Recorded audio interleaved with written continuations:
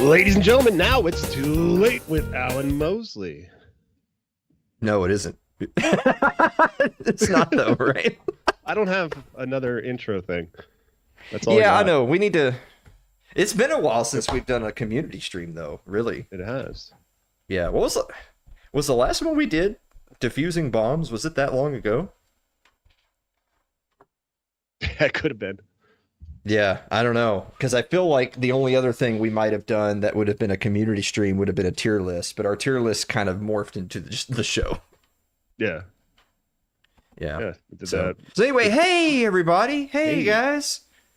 Yeah, we're back for another It's Too Late community live stream, and we were trying to think of a fun activity, and since we couldn't think of one, we asked ChatGPT to. And then it gave us like a list this freaking long, and then they were all gay.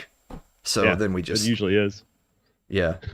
So then I was like, ChatGPT, our viewers are just kind of shitty at viewer mail. Like they don't get it, you know? Like...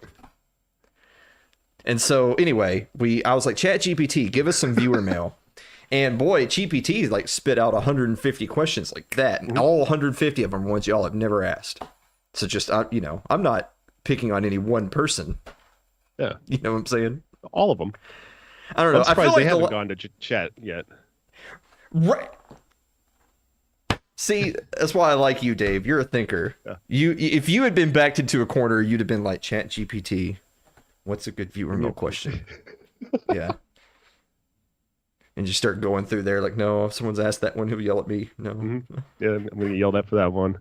Yeah. What's your favorite mayonnaise? Send. I don't know. I don't think anyone's ever asked. They know your favorite mayonnaise, but I don't know if anyone's ever asked me my favorite mayonnaise. Because that's a large segment of content over there on the other channel. We've scientifically narrowed them down. Wait, what ended up being the winner? What was your favorite mayonnaise? Hellman's is the best. Duke's is close, but so is the Aldi's, whatever Aldi's brand is actually almost just as good as Hellman's. Did y'all, like, when you did that, because I don't remember how you, like, ranked them other than just flavor. Did you take, because, when, like, for instance, did you put it through the Little Caesars test, which is, like, you know, this mayonnaise is pretty good, but also it's, like, half the price of this other mayonnaise. I mean, that's the number one criteria for me is the price, but see, the Aldi one is the flavor is just as good as Hellman's, but the consistency is different. Hellman's has like a creamier, like denser texture, but the flavors are pretty close. But Aldi's is way cheaper, so Aldi's wins. Well, I hope none of them were watery. That sounds gross. Yeah. Okay. Well, anyway, let's get that behind us. So what we're gonna do tonight is we've got 31 questions from ChatGPT about life. Oh, yeah. This is exciting. Yeah, which Dave, in case anyone's wondering, Dave has been given a preview of the 31 questions. And, yeah, I mean, some of them are fun, but some of them are kind of heavy. Yeah, pretty heavy. Yeah. Can't answer that. Yeah, well, you know, the thing is that it gave us a list, and then I was like, those are like kind of campy. Like, what's your favorite color? And I was like, no, we can do better than that. You know, like, well, give us 50 questions about, you know, about the world. And then there's a bunch of politics. And I was like, we'll do that some other week. Give us more personal questions. And boy, did it ever. Jesus. You know what it kind of reminded me of? Do you remember ever watching that Inside the Actor Studio with James Limpton? Do you remember that? Yeah. I feel like when I'm reading this list of questions, that's how I felt it was. Like ChatGPT is the old dude on the desk, and we're the actor sitting there, and it, you know, and then it says like, you know, well, how did you feel when your mother died? And you're just sitting there like, excuse me? Trying like, to break you. Most people say, hi, where are you from? You know. So thanks to our mod Aaron over there in chat, Aaron actually took the list and sort of reordered them to kind of give it some flow, so that we don't just start right out of the gates with where do we go when we die. You know, we build up to that question, which that's in the list, right? It is. All right. So, Dave, are you ready? As ready as I'll ever be, I think. Yeah. I see you looking sideways. You better not, like, it's fine for you to have notes, but if you're reading something word for word, I'm going to cut your... Scripted. You better not have there's- scripted all... Okay. All right. It's That's not more fine. than one line. I just put a few words just so that if I panic, I could at least, like, jog my memory. I didn't, you know... Are we streaming? Oh, yeah. Well, people are sharing the show. They'll rue the day they did that. Wait, all right. This one? Yeah, right? It's fucking ridiculous. What's wrong? Well, last week we were having a little bit of, I don't know if it actually came over on the stream, but I feel like we were having some technical difficulties, and I don't know what was causing it. We weren't doing anything different than we normally do. Yeah, I blame Maybe the it was service just providers. Yeah, I think it was restream. Mm-hmm. So, anyway. All right. Question number 1. What do you think the shows... It's too late because ChatGPT knows us. So that's something to keep in mind. What do you think the show's viewers misunderstand about you? Dave, what do you think the show's viewers misunderstand about you? I don't know. It's because I didn't have much of an answer for this one because like we know each other pretty well, especially the long time viewers. Mm-hmm. We've actually hung out in real life and stuff like that. So maybe if you're just a casual viewer, you might not know that I'm very antisocial. I don't like being I'm pretty sure everyone knows that. No, I think Well, they got I'm- that one. I'm pretty tall. Maybe you can't tell from sitting here. I'm Misunderstand? So they believed Yeah, you they to don't be get it. short, but you're actually tall. Yeah, No they're one thinks that. I'm going to challenge you to take one more shot at this question before we move on. This whole time I thought Dave was a crowd-pleasing midget. And it turns out he's antisocial and tall. I kind of do have a different persona on stream than in real life, but I don't know which one is more the real me. Like, am I more guarded in real life and more open online, Now we're getting somewhere. or am I just playing a character on here? I don't know. Here's a question. Are you online because you're Dave, or are you Dave because you're online? Exactly. Oh.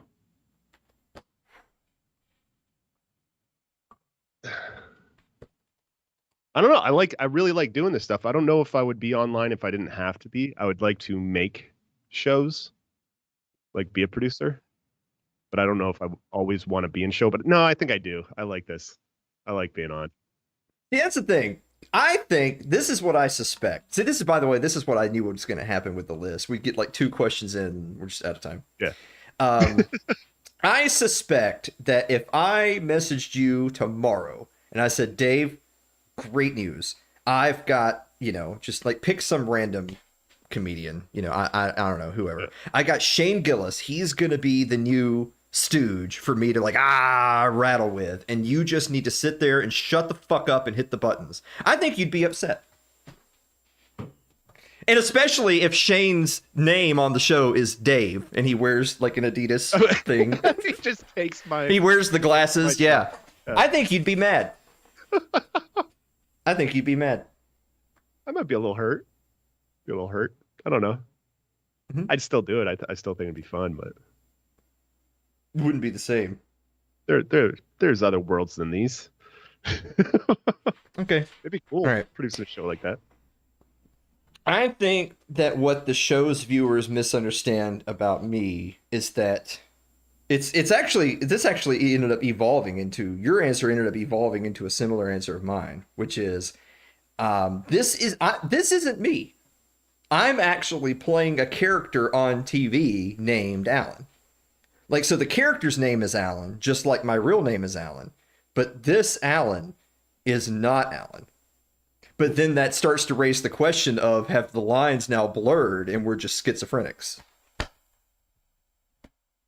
Yeah, I think the lines are blurred, man. Have we done this too long and now you don't remember yourself which one is Dave and which one's Dave? Got lost in the character. Yeah. Yeah. It happens. Yeah, we're gonna do the the dude that played the Joker.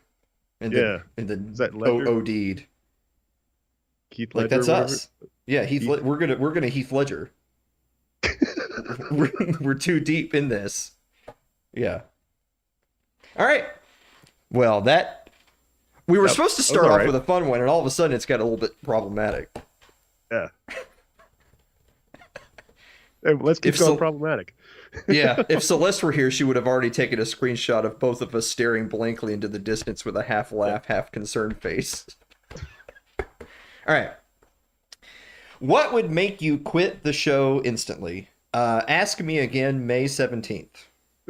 Oh, Yeah. okay. Yeah. All right. Okay. Um, if money weren't a factor, how would you spend your days? Ooh. If money were not a factor, how would you spend your days? If you I don't. say go into work, I'm gonna cut the stream. No. No. Okay. My idea was creating. I like making things like programs. I like learning Mhm. new languages, like programming languages. I like making graphics and animations and scenes and like stuff for the show. But it's all so time consuming that I can't commit to any of it. I just wanted to note really quick. Aaron says, "I'm pretty sure I know the real Alan and real Dave, but I'm never like sure." Yeah. Yeah, and neither are we, as we just It's all hazy. um this may sound corny, especially coming from me, but I would spend my days helping people. But I don't mean helping people because this is actually a pet peeve of mine. You know how there's people like there's some random super rich person and they're about to croak and so they leave $50 million to like Harvard. And you're like, Oh, okay. fuck Harvard. You know, like Yeah, first of they got all, plenty. fuck Harvard. Second of all, they don't need it.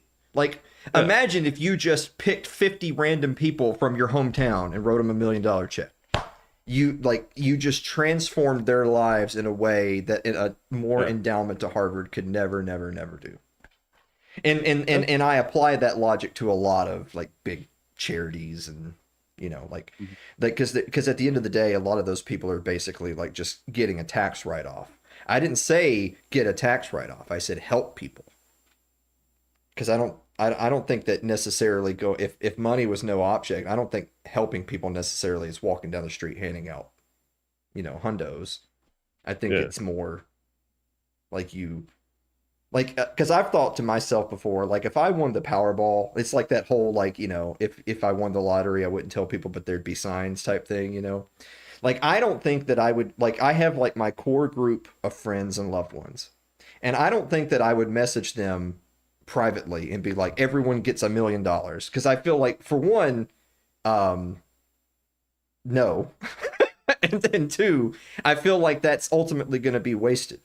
I think a better thing would be if I messaged you and said what's one thing that if that were taken off your shoulders it would change your life. And if you said Yeah. to me, man, we really need a new van, then I'd be like, all right, well let's go get a van.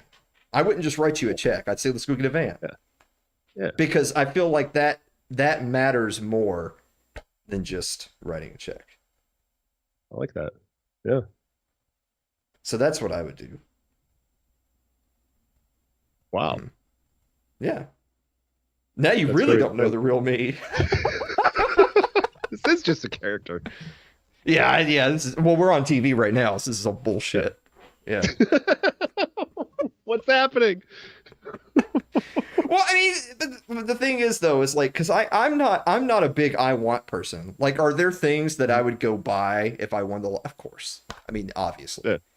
But it's like, I wouldn't just be chasing the next thrill because I would be like, what am I going like? I'm gonna get maybe I get my dream car and maybe I buy a house somewhere that I want, and maybe whatever. Maybe I get a new guitar, and an amp or what. But it's like you can think of a short list of things that you would go buy and you realize all of those things you bought are only together worth like $500,000, but you just won the $1 billion Powerball. Yeah. And you're like, that's nothing. Now, don't get me wrong. There's people that go broke all the time. They figure it But out. I feel strongly that that wouldn't happen to me though, because after like a couple of weeks of spending a few $100,000, I'd be like, well, I've bought everything on Earth, so Yeah. like you can only eat like I like ponchos, and ponchos doesn't cost thousands of dollars. So just Yeah. because I have more money doesn't mean that's just I would just go to ponchos, you know? Like I wouldn't really change that much. I just wouldn't have to worry about paying the tab. Mhm. But I would still like the same things and want the same things, you know. Yeah.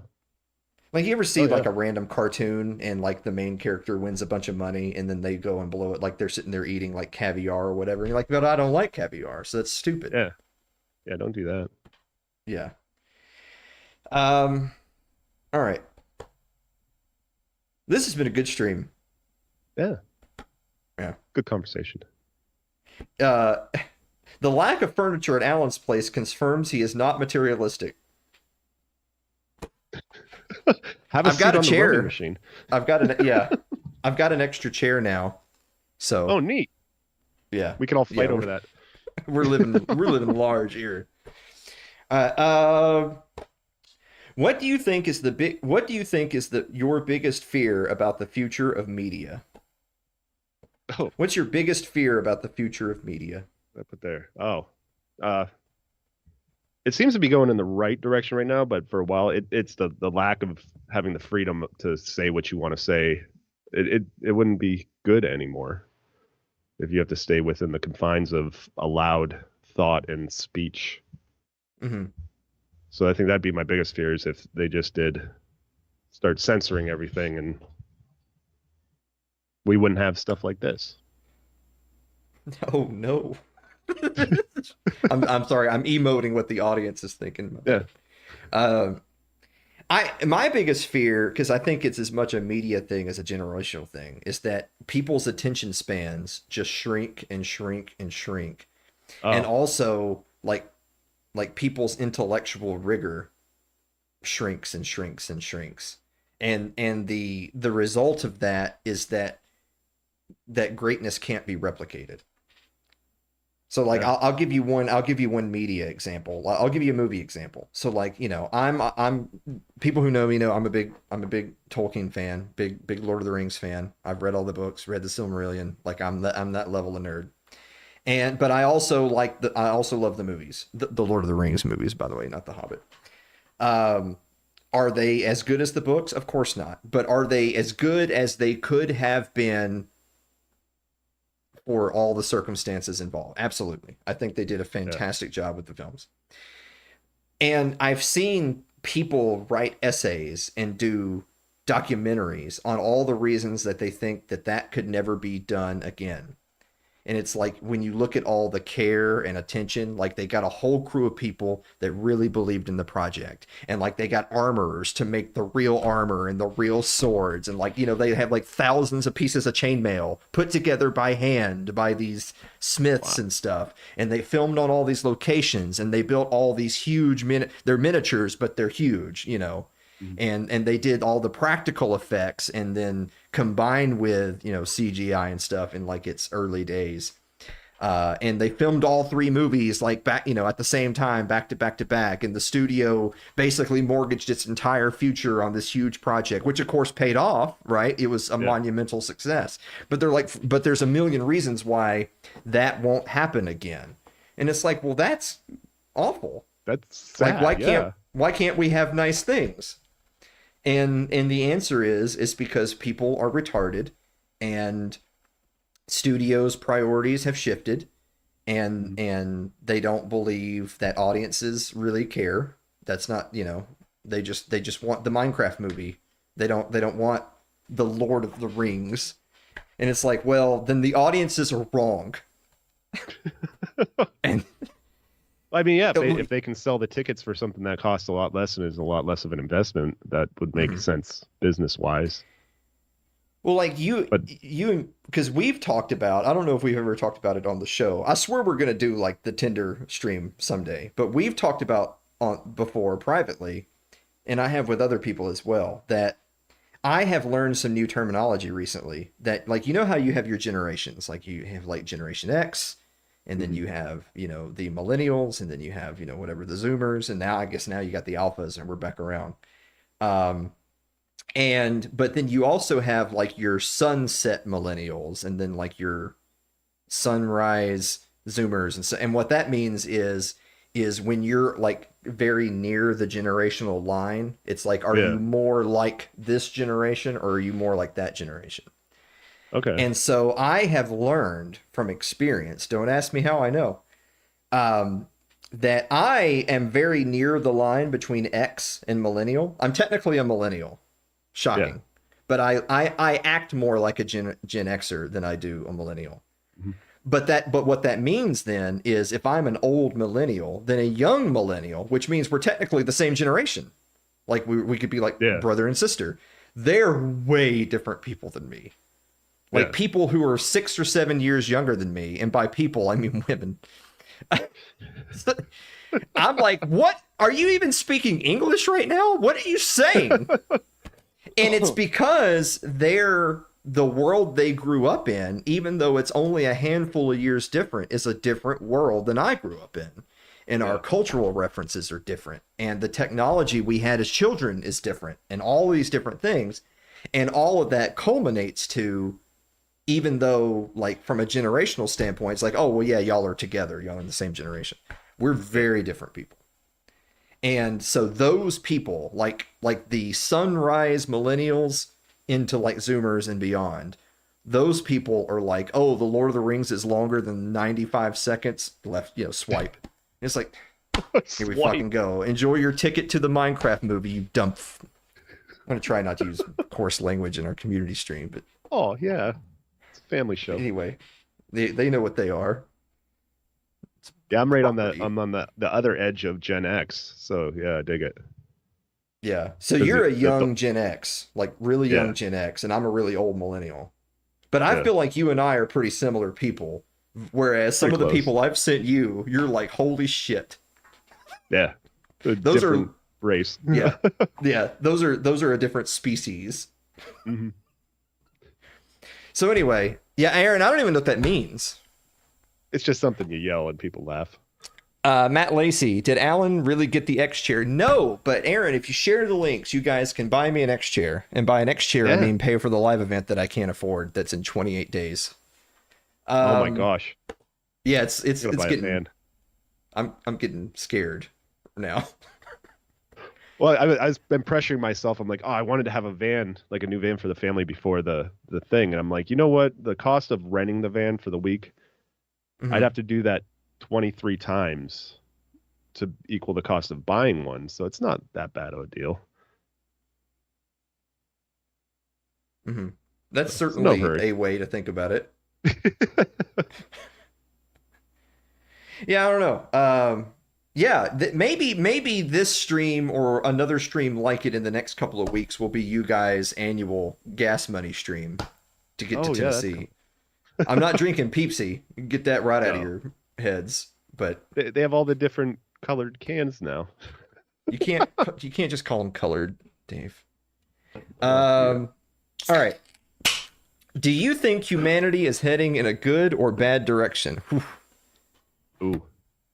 Is humanity heading in a good or bad direction?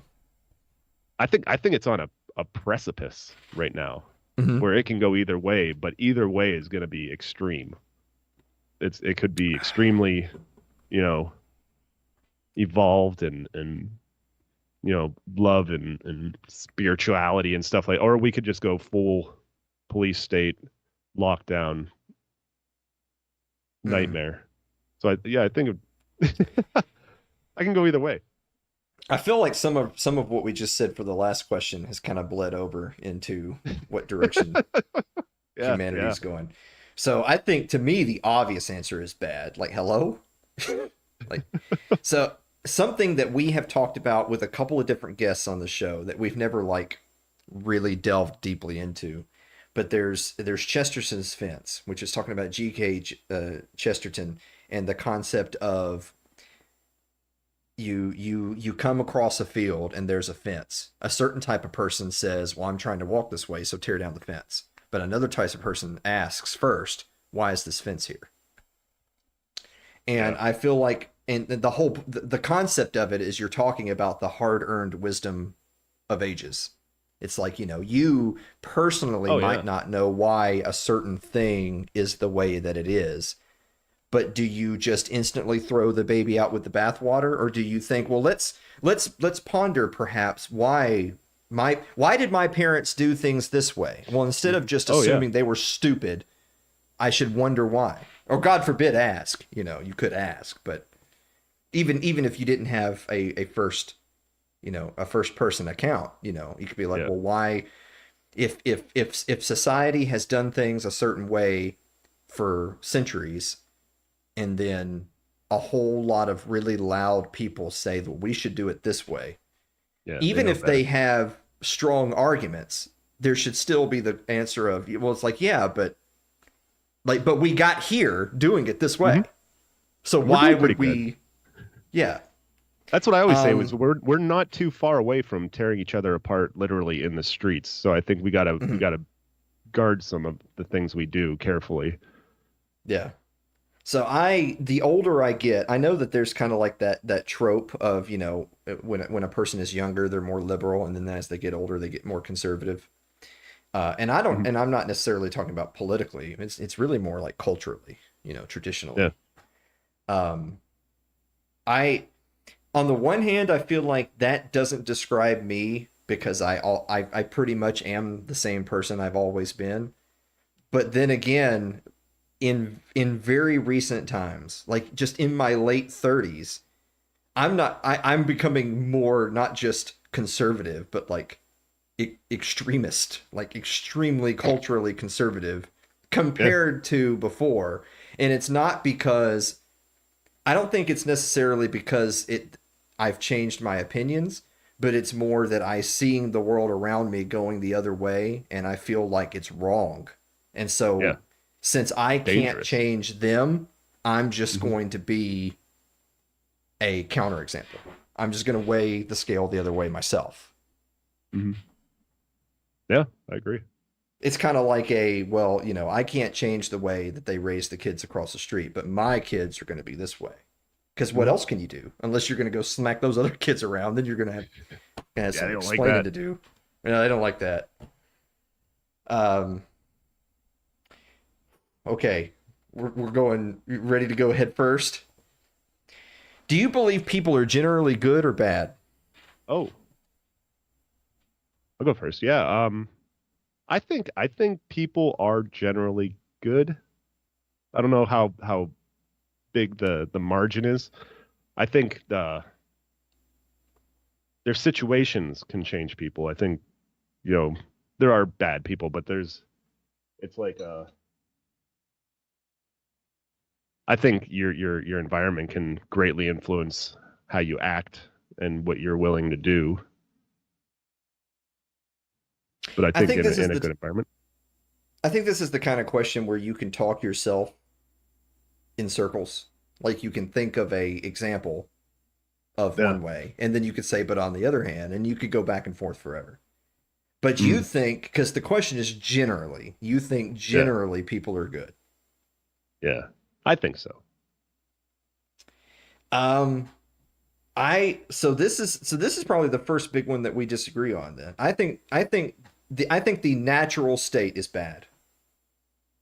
I think people Wow. in their natural state with no outside influence, Mm, like you just drop someone into a vacuum. What is this? They are bad.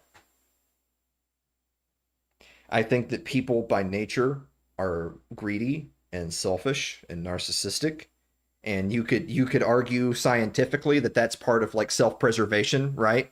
mhm. Like you could make that argument. But even in that, I think in nature humans are bad. But I think that it's but I'm going to give that, but the caveat is not that, well, so people are good and I'm going to make excuses for why they turn bad. I'm going to say people are bad, but but that is the human journey, is us overcoming our natural state to be good.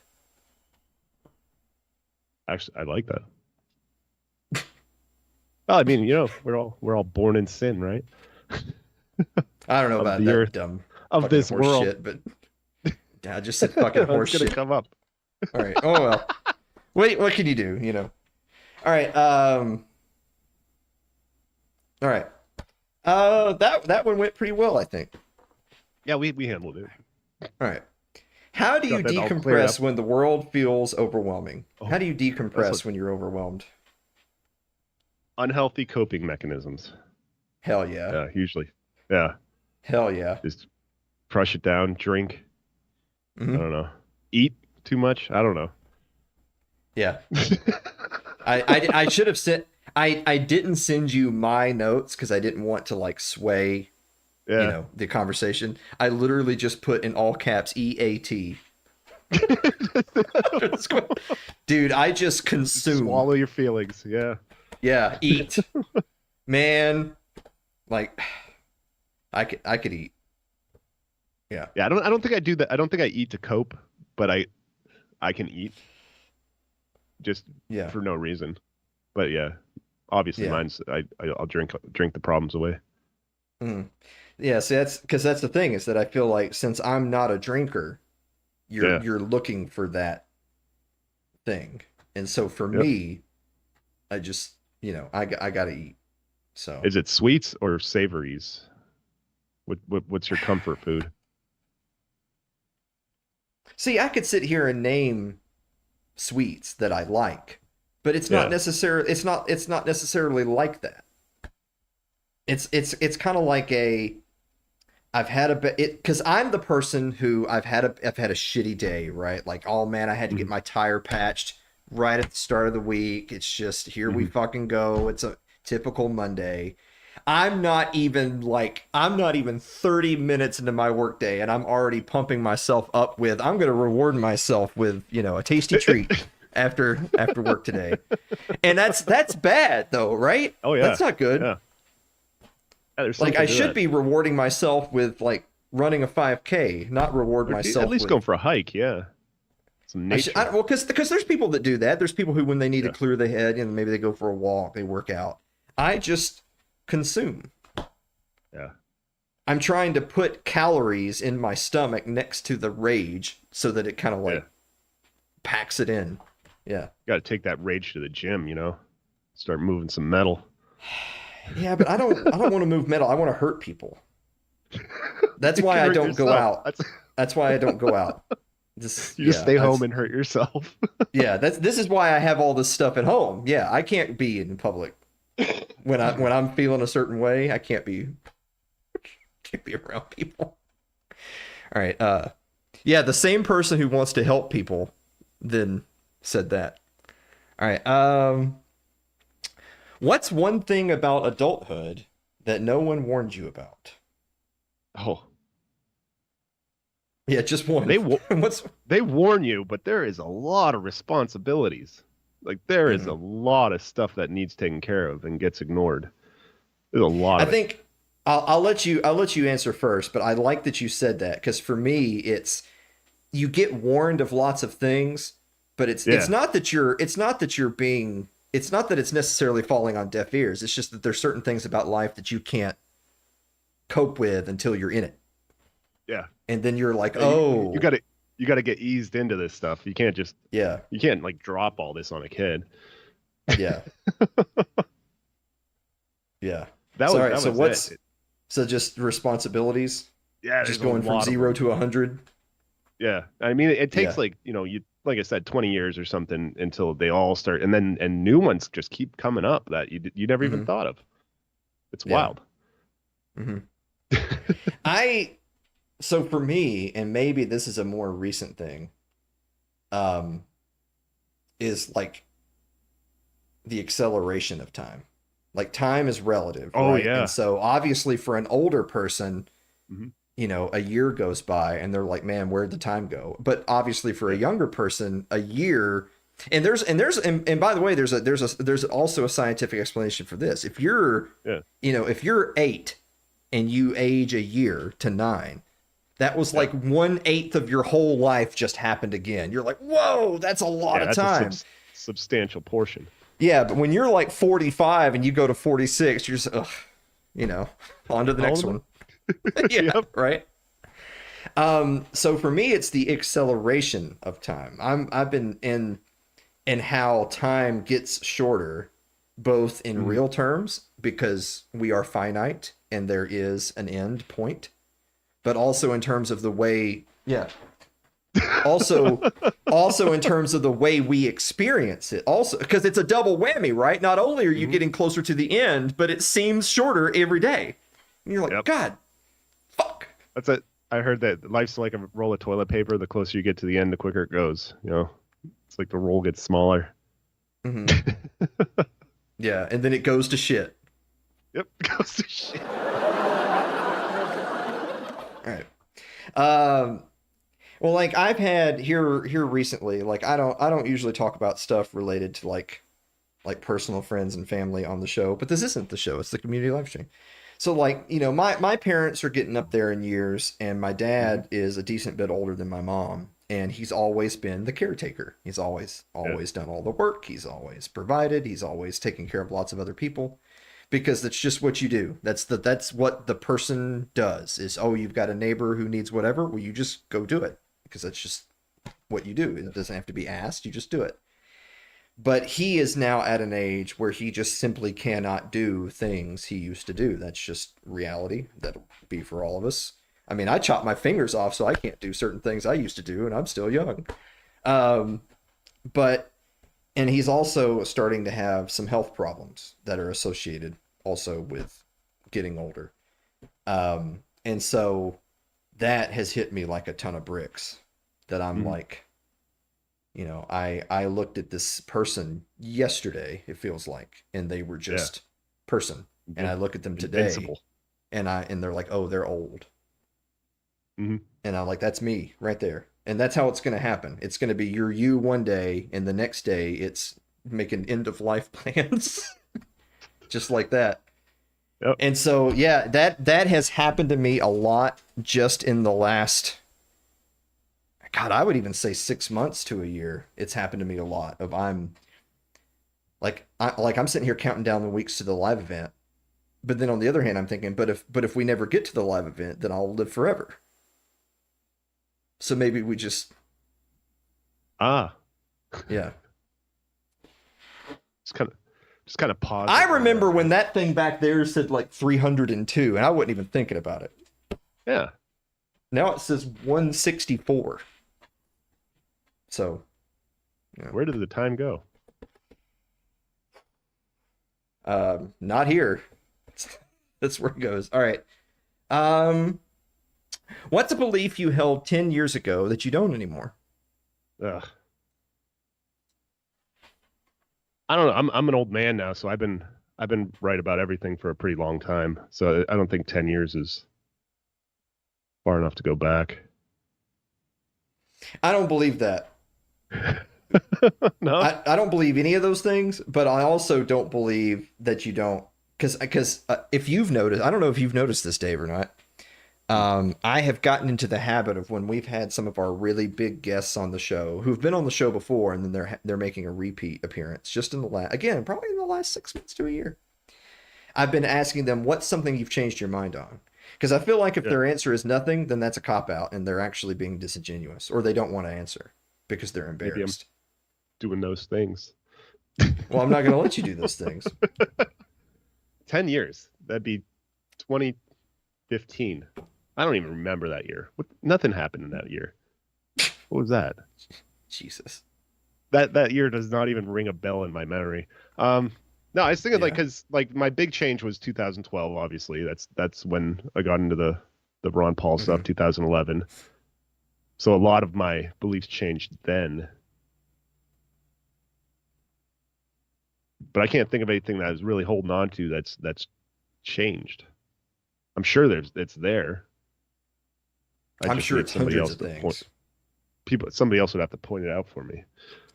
So I used to believe in the death penalty because I felt like Yeah, that one. some Yeah. things deserve it.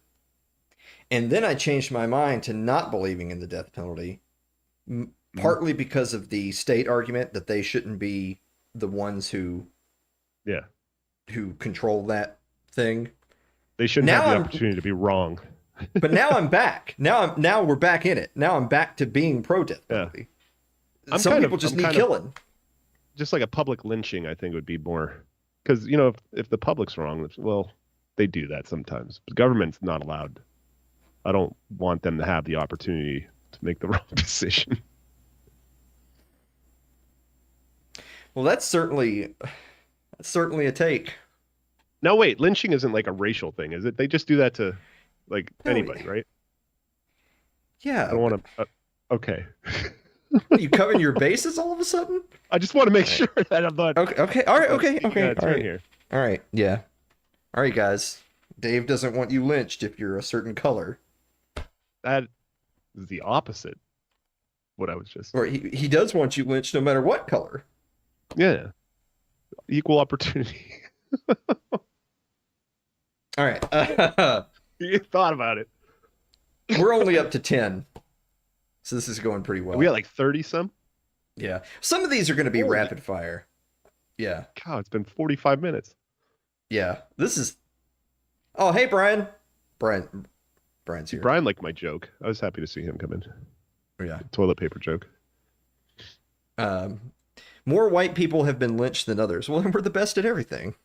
Brian? Hello. Yeah. What's a core value? All right, so this is the opposite of the last question. So there's, what have you changed your mind on? Okay, now we're up to, what's a core value you refuse to compromise on? One thing, no matter what happens, you're not changing. Jeez. This one actually kind of scared me about myself, because at first I'm like, I don't know if I have one. Just gonna be talked into anything. Yeah. How could you not think of something you've changed your mind on, yet you're afraid you could change your mind on anything? Pretty much anything, yeah. Luckily, I'm just right about everything. No, I have fidelity with my wife and my family, staying true to them. Mm-hmm. I don't want to. I wouldn't do anything to ruin this, because I think it's a pretty sweet deal. I don't like stealing of any kind. But like that one, it's like, well, what if you had to, So it's I don't know if that's like a core. It's just something I try to adhere to. I don't know. What do you got? Let's go through yours. My thing that I refuse to compromise on is being uncompromising. Oh. Because this is, I'm glad you're sitting down. Everyone, if you're in chat, make sure you're sitting down. This is one of my core personal tenets. If you want to be like me, listen up. Ooh. Everyone gets their notepads out. Good. Yeah. Put this on the note. One of my core tenets is, and this is something that's different for everybody, is you have to determine for yourself what can you live with versus what you can't live without. And I mean those as opposite things, right? Like, what can you live with? As in, like, what can you put up with? What can you endure for the sake of that family unit you just described? What can you live with? As in, what can you put up with? Versus what can't you live without? That if you lost that, that'd be over. So you would protect that at all costs. I think those are two questions that each of us need to ask ourselves, and maybe ask ourselves on a semi-regular basis just to kind of get an update. What can you live with versus what you can't live without? That's heavy. I can't even grapple with that right now. It's supposed to be a fun. Dave, all right, y'all don't know this. Dave is gonna now text me, like I'm gonna be driving on a Thursday at 12:30, and Dave's gonna text me and answer that question. I'm gonna wreck and die. Trying to Stuff will pop up like that. Yeah, or it'll be a TikTok. It'll be whatever. Yeah, it could. One of them's gonna get you. Yeah. So anyway, remember that. All right. What do you consider to be your greatest personal achievement? Oh, I'm gonna do the corny one. Obviously, I know my kids. See, you're gonna say that, but is that a personal achievement? Because I feel like you only did 50%.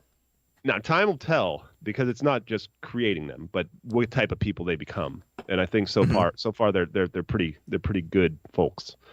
So I think we're doing all right. And that's I think the most important thing I can do is weigh that scale in the proper direction of the Mhm. depravity of society versus some wholesome kids. You're because all of your kids are all old enough now, by easily, that you're starting to see what kind Yeah, of people they're going to be, yeah. like their character and their personality, and Hmm. because I feel like that's because on the one hand that must be really cool because you're getting to know them as people. And they're But on different. the other hand, imagine Yeah, how terrible it would be if you were like, "Hey, I don't really like you. yeah. I don't really care for that We one. wouldn't hang out. Like if I knew you in school, I wouldn't talk to you. We won't say which one, but he knows who he Oh, is. she knows who she is. Yeah. No, she's gonna be fine. Mhm. Yeah. She's gonna be trouble. Yeah. No, she's Hopefully got not it for me. made. The other two are gonna have to like learn skills and Yeah. Oh. produce. That one's just gonna find someone to ruin.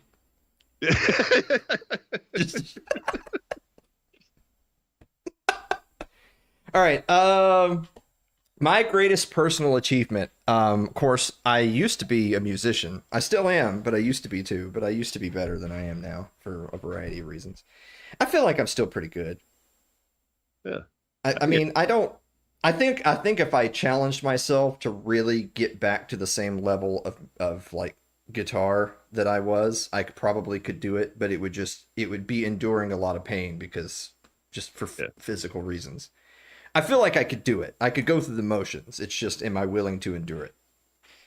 Um, I mean, let's be honest. Like, I destroyed everybody at karaoke last year. I mean, come on. I mean, it's. I mean, You come don't on. really leave your wheelhouse though. You gotta be more adventurous. Okay, so you're sitting here watching the show, and then fucking whatever. Uh, Want some wham. yeah,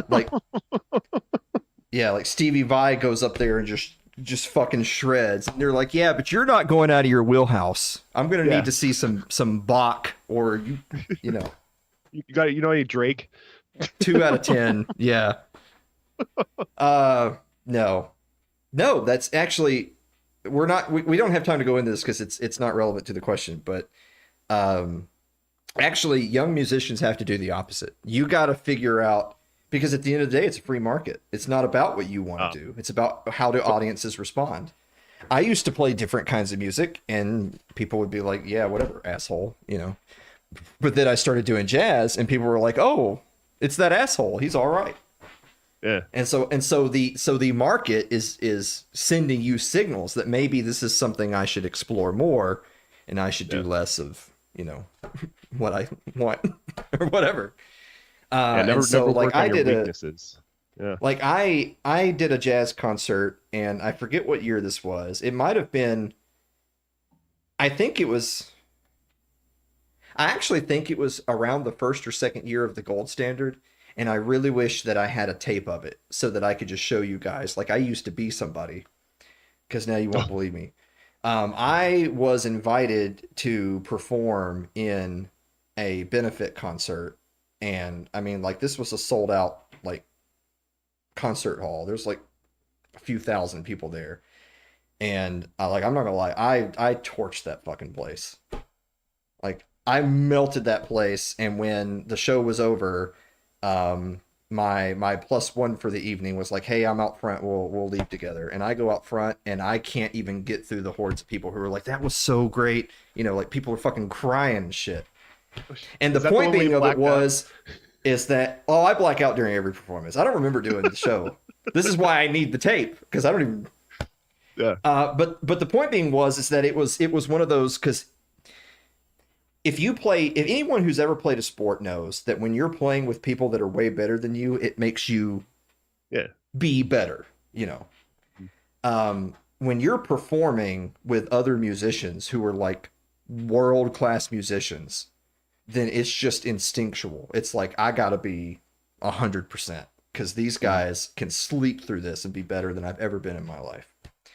And so, but then when you are able to achieve it and the crowd goes wild, you have that moment of saying like, this could have been me. I could do this. I mean, I literally could because I'm here and I did. You did it. Yeah. Yeah. It's like, imagine being a golfer, and I don't mean like professional. I just mean like you're knocking the white ball around, like I used to call it. Like you hit a ball and you get a hole in one, and you're sitting here thinking, if I would just fucking do that every time, I'd be Yeah. like on the PGA Tour, you know, I'd be Those big famous. checks. Yeah, and then you never do it again, and then no one taped it, and then no one believes you. You know? So anyway, what's the best compliment you've ever been given? Uh, Best compliment. I wrote down the first one that came to mind because as men, you don't get that many. Oh And no, it's you got to usually- hold on to those. Mine was one of my bosses said, he's like, I'd love to have a whole shop full of Daves. It'd be the best. Mhm. And I was like, that's kind of cool. Yeah. But I think that's just my mindset. I'm very utilitarian. I feel like if I'm producing and contributing, I'm doing good. Mhm. So when I'm told that I'm doing a good job of what I think is important, that Mhm. made me feel good. Maybe he meant it would be complete silence in the shop. Yeah, nobody. Everyone would talking, just keep to everybody themselves. keep just their head down. Yeah. Everyone would No have the drama. big headphones on, just listening to. Listen to podcasts. Nobody bother Oh them. man, yeah. Um, I had a buddy of mine very recently, and I'm not going to say who it is. But I had a friend of mine really recently who they were worried about me. I couldn't imagine why. And I felt bad because they had sent me like a really important message, but I was driving. I mean, I drive all the time, half for work. And it was one of those things where I was like, Dave, I can't watch this guy wearing a horse mask play a drum on a bucket in his bathtub right now. So I just swipe it away. And so I move on with my life. A few hours later, it's like, oh, I missed a message, and from my friend. And I go and look it up. And it was actually this really long, very thorough message that was talking about some of the things we're talking about tonight, and talking about just life and the ups and downs. And it was basically a keep your chin up type of a text. But at the end of it, this person whose opinion I value very heavily, who I think is a monumentally better person than I am, which is not even saying much, but I mean that when I say it. Mm-hmm. They said, you're one of the smartest people I've ever met, and just as good of a person. And of course, me with my ego was like, well, yeah, I mean, yeah, right. But then I was like, actually, this person's met a lot of really smart people. Mm-hmm. And so, like that's rare air that you've been put in. And I know they meant it. And it actually made, in a certain way, it's like, it's one of those things where it's meant to make you feel better, but then you feel shitty because you're like, now I need to be the person. Yeah, like, how do I live up to that? Yeah, I need to be the man that anime thinks I am. Like, I need to be the man that ChatGPT thinks I am. Yeah. Man, if you've seen any of me and Dave on GPT, like, we're fucking just ripped. We're just, oh yeah, we're jacked, and we're so smart, and everyone loves us. And we got a metal band. Yeah. Oh my god, dude, yeah. Living Isn't the it dream. weird that I keep on making all these different images, and I always say do it in the style of, and like some different TV show or whatever. And every single fucking picture, it makes me look strangely like the main character from the thing. And you look like Dave in every single one of them. Yeah, there's no there's no But character. I mean that in a good way. Like, it is zeroed in on you. Like, oh, that's Dave. Let's churn out another Dave real quick. Oh, we know Dave. Yeah. Man, it's my fucking GPT profile. It knows Dave. All right. Well, you've used a lot of good adjectives when describing me to the AI. Look, those were the old days. It was learning. All right. Draw a picture of my friend Dave, who I hate. It's really stupid in Polish. Got it. All right. Ooh, here's a good one. What's the most persistent insecurity you've had? Dave, what are you insecure about? Hey, get the fuck out of here. But, ain't giving anybody that. Oh, come on, Dave. No, it'd be physical. It's hard if body dysmorphia is a thing. You can't say that you have it, because that would be saying that you have a bad interpretation of what you actually look like. Where I think I'm spot on, so it's like that'd probably be it. Hey, Howard. No, I get that. I mean, I like self-image, right? Yeah. Like I am a fat, ugly piece of shit. But you know what's weird about that though? Because this is the problem with having a negative self-image, is that even when I was at my peak and like just covered in hot chicks, I would look in the mirror and be like, "You fat piece of shit! Look at you, ugly, fucking gross." Right? I said that when I was the best I ever was.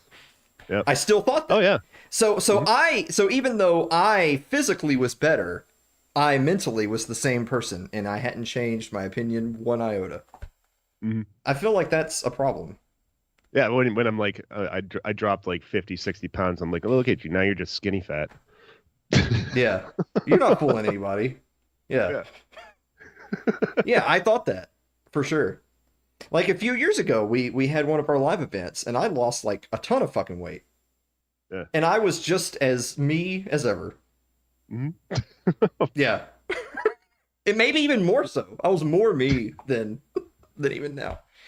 All right. What's your biggest irrational fear? Your biggest irrational fear. So it has to be something you're concerned or afraid of, but like you shouldn't be, because doesn't make sense. I couldn't think of anything this one I have nothing for. Like I have a lot of rational fears. I think I have plenty of rational fears. You know, financial collapse and sickness and death and stuff like that. Well, I feel like you have to be more specific. So like for me, it's like I would say mine is a fear of drowning.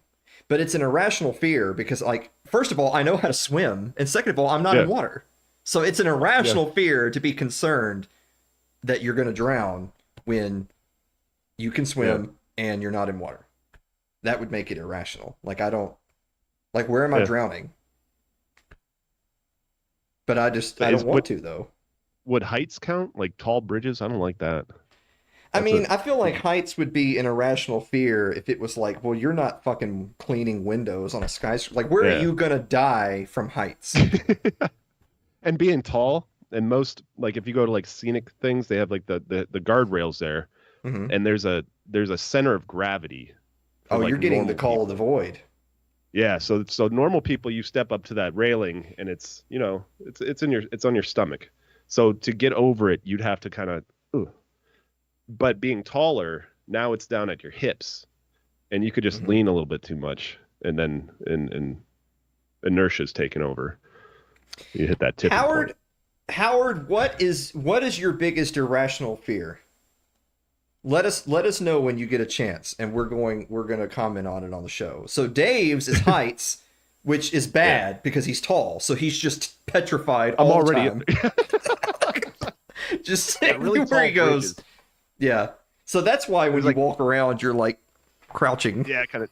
Yeah, keep a low center of gravity. Yeah. No. No, I get the call of the void though. I get that. Yeah. Man, if you're like, hey, check out this really awesome lookout, I'm like, I can see it from here. If I go over there, then I'm gonna start hearing the voices. It's no good. Yeah. They want me down there. Yeah. Come on down. Yeah. And I don't mean hiking down there. I mean go. All right. This is getting dark all of a sudden. We've been doing this for over an hour. Wow. This is bad. Or good. I don't know. Yet. Do you guys think this is a good show? All right. I don't know. It's weird that 642 people have tuned in at this point. Oh, Um, I forgot people are who? watching this. Yeah, right. Yeah, this is what me and Dave talk about when you guys aren't Yeah, around. It's just the interview's playing. I'm doing Minesweeper, and we're just yeah. Who has had the biggest influence on how you see the world? yeah. Short answer, Ron Paul. Yeah, I get that, but it's my dad. yeah. I guess. My dad is given me a lot more influence on how I see the world than some politician, even Ron Paul. I don't know. Unless your dad was like, "Hey, have you checked out this guy named Ron Paul?" In that case, it's kind of cloudy, but Yeah, probably. It's like I feel like my dad was never too opinionated on much things. You know, that we were strong in our faith. We never talked about politics. It really didn't come up. Howard is concerned that should World War III kick off, he's going to get drafted back. He's retired, and he's I worried that they're going to draft him back in. That is yeah rational, but I can see Yeah, you being that's afraid of that. yeah. Well, that's really more of a D3 concern than it is for a Yeah, me, or Howard concern. We're old. We're not. it'll take a while to get to Howard, and by that point, Yeah.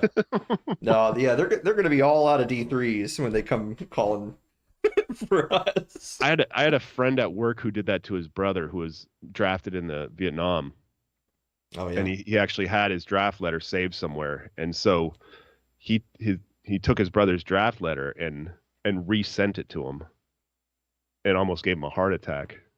Dude thought he was getting drafted again. Jesus Christ. Wow. Prank you. It's See, just a prank, bro. like my dad never really talked about a lot of specific political news, Mhm. but like my dad believes in a free and independent South. And I remember being a little kid, and anytime we passed a Confederate flag down the interstate, he would say, "That's our flag right there." Oh, And so, that's interesting. Yeah, yeah, we didn't have that. well, of course, y'all didn't. Y'all are fucking statist pieces of shit. All right. How do you define success? How do you define success? You can always let me know if you want me to go first if you need a minute. Yeah, you go ahead. Okay. I feel like success can be defined as a static goal. Like I want to achieve X, I achieve X equals success. It can be, obviously, right? But I think that a better gauge of success is um like the pursuit of happiness, like improvement. So Yeah, like I'll give you continuous another a movie. I'll give you improvement. another movie a reference example. Like in the original Rocky movie, his antagonist, the antagonist is Apollo Creed, right? And Rocky is the protagonist. But he loses the fight. He goes the whole 15 rounds, but he does Mhm. lose the fight to Apollo Creed in the original Rocky. Which I'm of the opinion Spoiler. that there shouldn't have been any more Rockies. That there's just Rocky and there shouldn't have been any sequels. Because that was a perfect movie the way it was. Because it Mhm. wasn't because that was a success because the goal was not like obviously in a competitive sports match of any type it's contestant A and B and you have one winner, but success was not defined in Rocky Balboa beats Apollo Creed. Success was defined in Rocky Balboa, who sees himself as a bum and therefore does not apply himself, is then given this golden opportunity. And when like nobody believed in him, including himself, and even in the fight, when his own manager is saying stay down, he wanted to go the 15 rounds because he felt like this is it. This is my chance to not be who I've always been. And so when he and that's really the message of the movie, right? Is that when he finishes the 15th round, the crowd roars in applause and he's carried out of the fucking stadium like a hero, even though they just announced he lost the fight. So that was a success, even though he didn't. There's the static goal, That Mhm. wasn't achieved. But what was achieved was where he ended up versus where he was at the beginning. So I can't imagine anyone saying that he failed, because he's Yeah, transformed completely from where he was before. So if you are better after than you were before and you are content, then that is success. I like that one. Yeah, it's a continuous improvement thing, realizing your own Night, potential. Lyle. Like, yeah, mine was again family. If I'm keeping them fed and safe and Mm-hmm. housed and giving them all the opportunities that they can get. But it's also not a like there I did it. It's also continuous, but I like yours too. Find your own perfection. What's your relationship with failure? My relationship with failure. Oh, I don't like to fail. I hate failure, but I'm not afraid to. So like I try not to let it keep me from going Mm-hmm. after a task or something like that. But I don't like it. So you have managed to make your disdain of failure be a motivating factor rather Yeah, than a to demotivating factor to not attempt. I try to. I know I also have that personality trait where it's like, well, I can't do it right, so I'm just not gonna start. Mm-hmm. But if it's something that needs to be done, I'm not afraid to go after it and mess it up because you figure you learn from failure. It's Yeah. how we got where we got. Yeah. Yeah, Like, I'm gonna steal the perfect answer from a friend of mine. What's your relationship with failure? Intimate. Like me got and real close. failure, we know each other. Like the um, I actually told a buddy of mine not long ago that I think I failed at everything I've ever done, which is ironically, which is why he then sent me a wall of text about why he thinks I'm How you really do? smart and yeah, and all How this you other doing, buddy? shit. Yeah. Um, yeah, what are you gonna do? Um, because I think, because again, it's like, well, because this is a funny follow up to how do you define success, right? Because is in the sense that I wanted to be like a famous musician, I failed. Yeah. But in doing the things that I did, I enjoyed experiences that I obviously would not have had Hmm. if I didn't pursue it. Yeah. Now you're Um, a pretty damn good musician. Not and famous, all but of this, like all of this, is a total failure. That's why people don't know this yet. But boy, is it coming.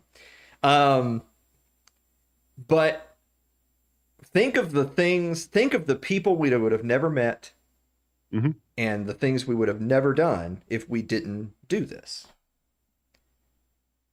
Like I got to yeah, sure. interview Ron Paul. And that's stupid. Yeah. That's Why would amazing.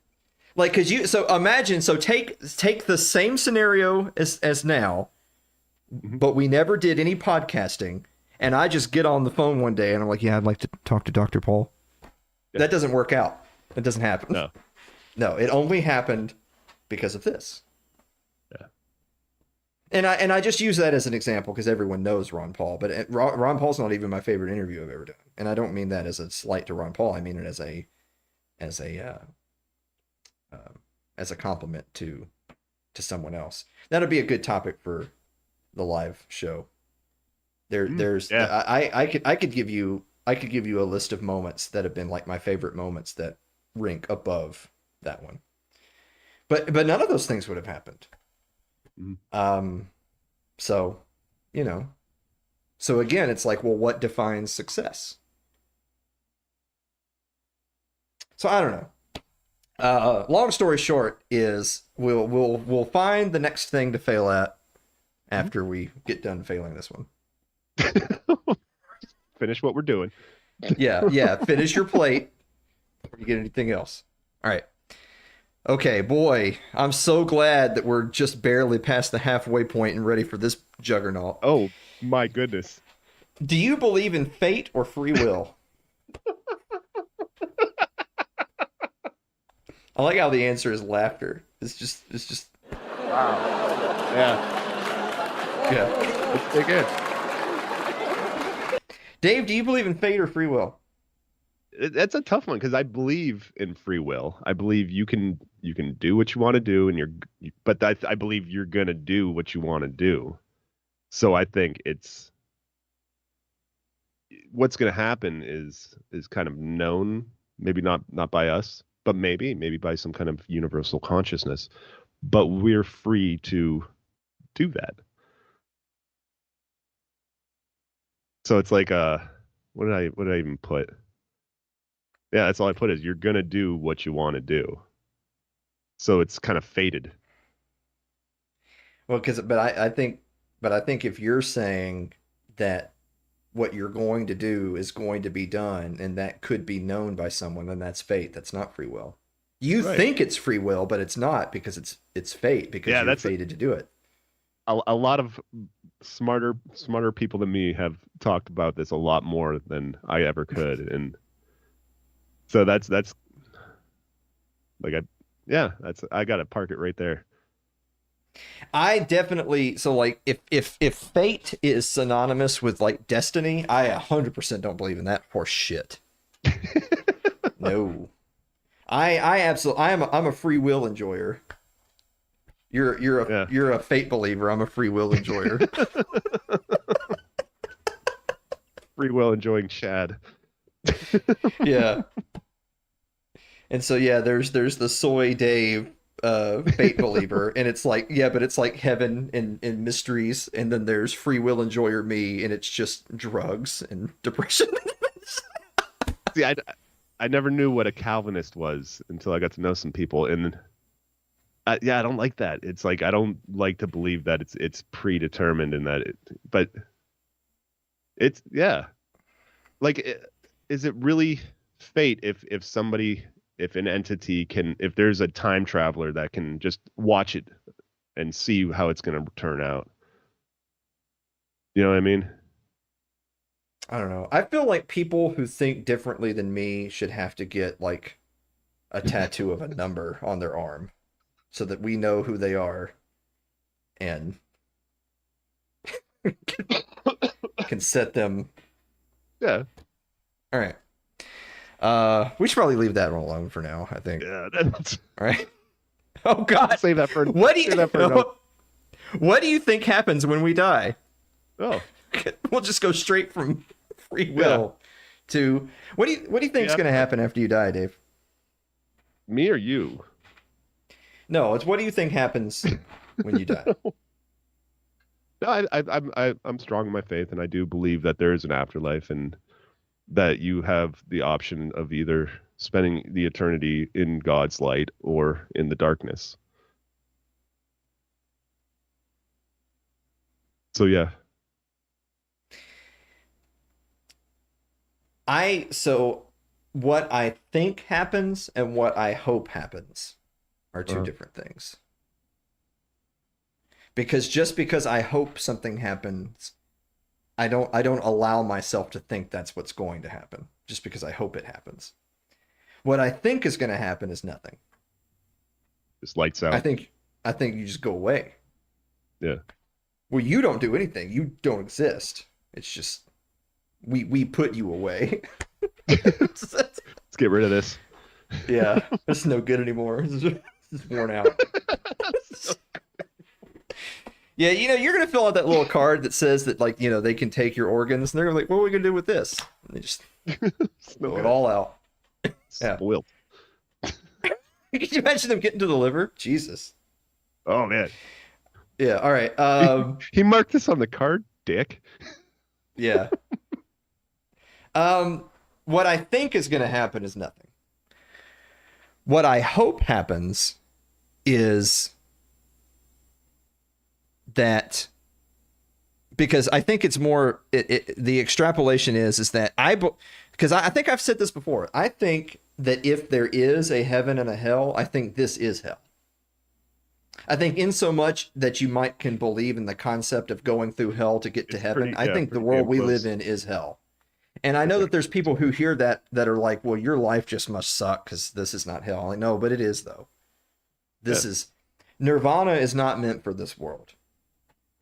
But if you can conquer this, then you get to go to that. And I think that is going to be like not Valhalla in the sense that, like, you know, it's the Viking afterlife, but more in the sense of you're going to get there and you're going to be reunited with your loved ones. And it's going to be like, man, that was wild. And everyone's going to, yeah. No, I think about that like this is kind of some sort of it's rough here. Like every time I take a shower, I think of it. I'm like, this sucks. And it's not just shower thoughts, it's actually showering. Like I have to do this every day, just scrub this dirty carcass. Such a chore. Imagine when you don't have to do that anymore. That'd be great. Man, I feel like there's going to be a lot of Mary input by this time tomorrow on this whole stream. Okay, this is a good one. I feel like we're kind of getting towards the end of it, so either we're going to have to, maybe we'll do a few of these quicker, or maybe we'll just cut it off at some point. But what is your most controversial opinion about relationships? Oh, it depends on who you're talking to. Because like, if it's a trads or you know. Well, don't worry about that. It's what you think your most controversial opinion about relationships is. I think the gender roles. When at least like in a marriage, like I like having this is what the man does, this is what the woman does, and it seems to work for us. It's like I couldn't imagine Mary mowing the lawn. I don't know if she would know how to start it, and she'd probably do it wrong anyway. So I might as well just do it. But like that's my work, and you know there's certain things, and we do bleed over. Like obviously I do a lot of cooking. I like doing that, and I'm really good at it. But see, I think that where a lot of the where the progressive retards get it wrong is that they hear you talking about traditional gender roles, and all they hear is you shoehorning Mary into her role. But what they're not hearing you say is, but I have my role, and if Mary felt like she needed to do those things, then I failed. Because that's my job, and so we've signed a contract, and I'm supposed to take care of these things. So it's not it's not just me saying you must do this. It's me saying I'm gonna do this. Yeah, and if I don't, you should just shoot me in the jaw. You should. Yeah. Go out and shovel snow. That's my job. No, I do snow removal. I put up the shelves. She could put up the shelves, but that's my job. Hands off the tools. Yeah. I got that. And then I'll stand next to him proudly and be like, "Don't you love your new shelves?" Yeah. And I get to feel good about myself. So I would say, I do believe in traditional gender roles, but I would actually be very clear about the next step of that, which is I don't just believe in traditional gender roles like in the home and what people are like in charge of. I believe that any team, whether it's a platoon or a team at work, or, you know, like a shift lead at McDonald's or a platoon leader, a team needs to have a leader who has the final say in things. Yeah. And that is the man. Sorry, that's the man. Yeah. And and not only is that just objectively correct, and you can unsubscribe if you don't agree, but again, it's not what you're hearing, you know, polyamorous, ethically non-monogamous with nesting partners, commie bitch. What you're hearing me say is we're in charge, right? That's what they hear. Yeah. But what we're saying is we're going to shoulder the burden. And if we fucked up, we're going to make it right. Because that's our job. Right? Mm-hmm. Take care of it. Yeah. I'll take care of it. Mm-hmm. Yeah. But I also, you have to value the input of your partner. Yeah. I mean, in things that they have input. Yeah, but you have the final say. Input. But yes, yeah. Mm-hmm.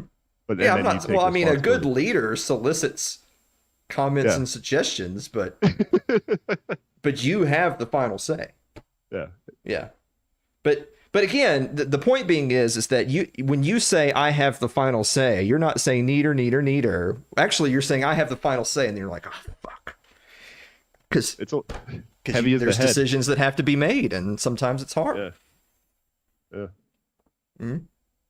All right. Well, this all right. Similar theme to the family. What's one thing you want to teach your kids, in parentheses, or future kids? Mhm. Fuck you, GPT. I know. Well, Yeah. that's what GPT said. That fuck you, Yeah. GPT knows us. That's what it knows. What's one thing you want to make sure you teach your kids? One thing. You do the right thing. You do what's right, and you know what's right. Just do the right thing, and usually things end up okay. And it's not a perfect world, and it's not always fair, and it doesn't always end up all right. But more often than not, it'll work out right. You won't have to make excuses and stories and remember what your excuse and your story was for your actions, because you can defend your actions because it's what you believe was right. I like that. You know what's right. Hmm. You don't have to There's make up logic. yeah. There's no resource more valuable than time. That's something I instill in them too. Yeah. Mhm. It's see that's another they didn't teach you thing about adulthood, right? Is Yeah. that every adult tells you like, well, you know, you should be happy to go to this thing or that thing and to spend time doing this or that because one day you won't be able to. Yeah. And but because for them that one day is this distant anomalous date that they Hmm. can't even fathom, right? They're thinking, well, dad's going to croak at 82. That's like 40 years from now, so Yeah. I'm only 8. I can't even think of what 40 is like. So Yeah. so therefore dad's immortal. Right? Yeah. He's already lived forever. But then when you get to where dad was when you thought that, life gets scary. Right? Like, Definitely. Yeah. Well, I think what I've also instilled is like time is important and time is finite, and the whole time is money, but it's more the other way around, is money is time. So it's mhm. like when we spend money, you are spending dad's hours. 'Cause Wow.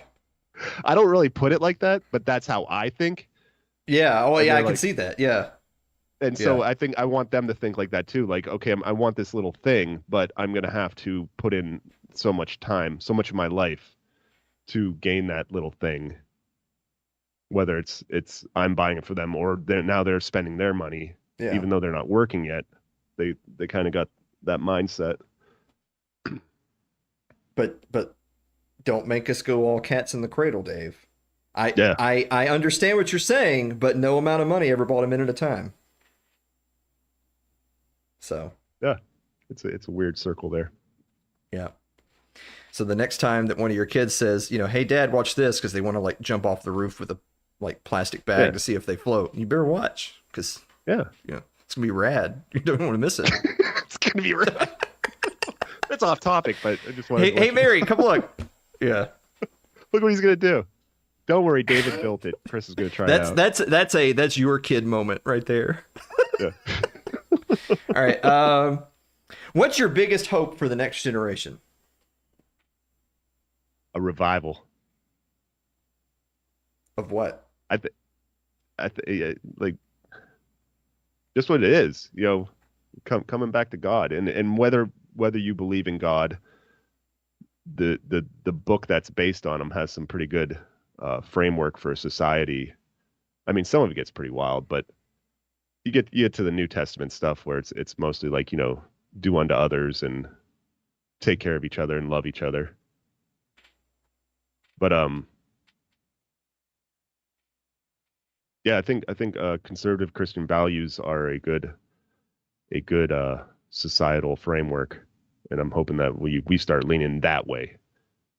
I don't want to go full crusades because that's where it gets a little crazy.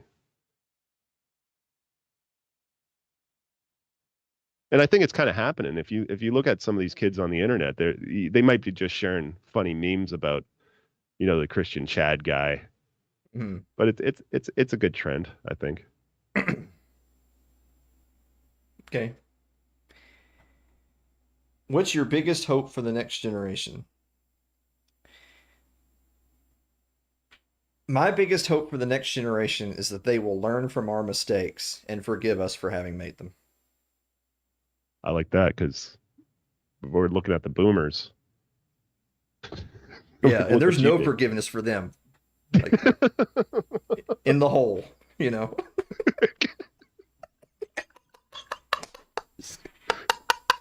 Yeah, you like that $20,000 house, huh? You're in Yeah, the so hole, you hope that they don't look at us that way. right? That there's just I no see what you're saying. forgiveness. Yeah. Yep, I see what you're saying. What do you think your younger self would think of you now? Yeah, Oh, he'd be big mad. yeah. Which is funny because I'm also mad. So Well, in now a you're both way, mad. yeah, we're You just are, mad. yeah. You've held on to your youth and that. Yeah. In so much as I haven't changed a day, I'm just mad. Um, I think my younger self would be. I'll give you a serious answer. You've given a couple of serious answers. I'll give a serious answer. I think that my younger self would be really upset because he would have thought, like, surely one of those things would have took. Like, you One of think those dreams. you think to different times in your life that you had to make a decision, and then you never think about the ones that worked out. Like you only think about the ones that you fucked up, right? Like Yeah, those are the ones that stay with you. It's hard. I think and maybe this is a me thing. I don't know, but I think it's a lot of people. I think a lot of people have a hard time patting themselves on the back for having done the right thing when they did. yeah, Instead, you hold on to when you didn't do the right thing, and that can yeah. consume you if you let it. And so I think of times in my life where I didn't do the right thing, and it's like a a good doesn't wash away the bad doesn't wash away the good, except for in my case actually, yeah, the bad totally does wash away the good. I can't Let's I focus can't on be that. proud of I can't be proud of anything I've ever done because I'm consumed by the things I didn't do right. Doesn't that come up again later in these questions? I think. I don't know. But yeah, for me, I don't know. Like I can't think of. My memory's not always the best, and I'm trying to think of as a child. It's like I feel like I was a lot of times in the moment. I don't know if I had any realistic great aspirations for myself. Like I can remember being like, "Oh, I want to be a fighter pilot or something," but that feels like just like a kid thing. That's not like, Yeah, that's a dream. uh, yeah. Yeah. But I think like what I pictured for my future is kind of what I'm doing. So I think like what I put was not bad, I guess. Like, yeah, not bad. Doing pretty good. Yeah. I like how So I don't younger know. Dave has a pretty Dave-esque answer to older Dave. Yeah, doing all right. How's that 401k looking? Ooh, ooh. Um, what's a hill you'll die on that no one agrees with? Yeah, this is. I wrote zipper merge. I always go back to that one. That people should or shouldn't? They should. Yeah, I'm a big proponent. Well, It's the yeah, only logical, fair way to handle a they closed should. in When lane. one person tries to go way down like the emergency lane when everyone else is zippering, you should be legally allowed to just blow his tires out, kill him right there. See, I think we have a different interpretation of what the an emergency lane. We, Well, if you're if people are zipper merging into one lane because this lane is blocked, yeah, you don't, and you can see, 500 feet down the road, we have to merge. if you Yeah. fly by everyone that's merging because you want to merge further ahead, you should be No, you should summarily use put to death. you should be using both lanes up into the point of merge, and then everybody takes their turn. Otherwise, you got one person here coming in, this person's back 400 feet trying to get in over there. There's 5 people trying to get in front of me because now we're getting to the anxious point where people don't want to use both lanes, and now they're like, "Oh, I got to get over now," and traffic stops. I 3 think you should blocks be because summarily put to death. The whole point of a zipper merge is that one zipper doesn't go way up above Right. 5 other zippers. It's one, the next, then one, the next, then one, the next. So if the person in front of you merged into the car in front of them, then you now need to merge behind the next car. But at If what point you does it gut start? it because you're trying to get, if you're trying to get 2 car lengths further ahead in the hour-long traffic, you should be killed. I go right to the front. I'll cruise You're right dead. by. I'll be that. You're I'll be fucking that dead. hero. I'm the hero. You're fucking leading dead. the charge of the rest of these people that have been stuck back here for You know what? 15 I hope minutes the watching that I light hope go the red cops and green. see you getting closer and Follow closer me. to the barrier We're going to the front. and just We're gun going you to take our down. turn.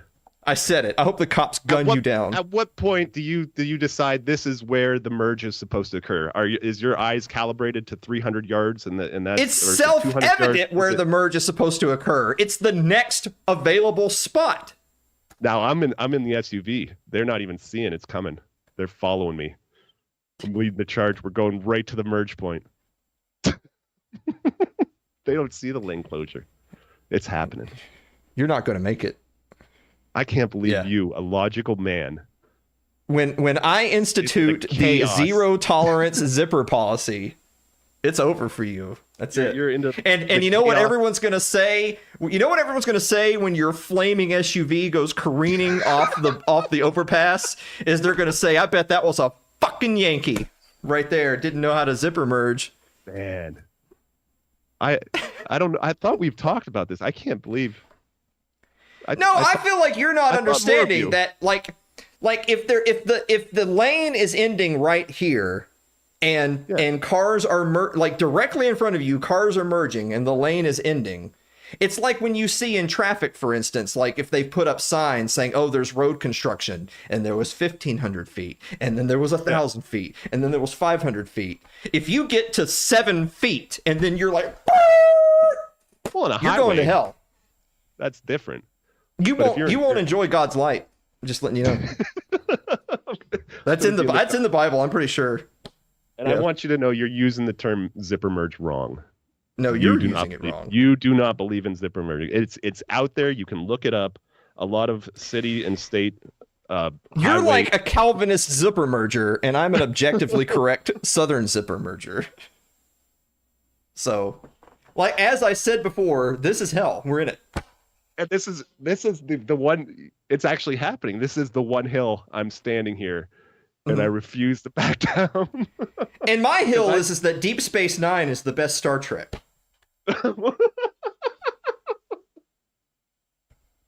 It's probably just as consequential. Yeah. Remember when remember when Doc Dixon was sitting right here and I dropped that bombshell on him? And I was like, well, DS9 is the best Star Trek. And he kind of like, yeah, he kind of like had to rock Lord, back in his chair for a minute. Like it kind of It hit washed over him. physically. He's a big dude. I think Doc Dixon's. Oh, yeah. Well, you met him. He's huge. I've stood next to him. Yeah, I think because normally I can tell like from across the room if somebody's taller than me, and I'm pretty sure he was because it freaks me out. I don't like it. Like if everybody's the I've same heard you height say that. until your eyes are above my eyes, everybody's the same height, and then you're a freak. So like, did people not like pressure you to play basketball when you were like in I had a school or couple whatever friends, because you're but they just knew- like the tall guy, you know? Yeah, I even tried it. I went to like the open gym, which is like the pre-practice. And I lasted, I think, maybe two practices. And I'm like, I don't like running. I don't leave the ground. And I'm not good at this. So they gave up pretty quick. The only reason I ask is because like if you're in an environment where that is the norm, then there would have been other tall people. Yeah. Yeah, it's not normal. And that's, I think, why it bothers me so much, because it doesn't happen a whole lot. I know there's a lot of people taller than me out there, but Not very many at once. We got to get Seth back at Yeah, the he's at the tall. live event, just so just so that you'll be all clammy at the show. Yeah, It's just you just know that somewhere in the building there's a tall guy. yeah, It makes you that's my uncomfortable. thing. Well, I don't want you to lose your thing. What's something you used to care deeply about but don't anymore?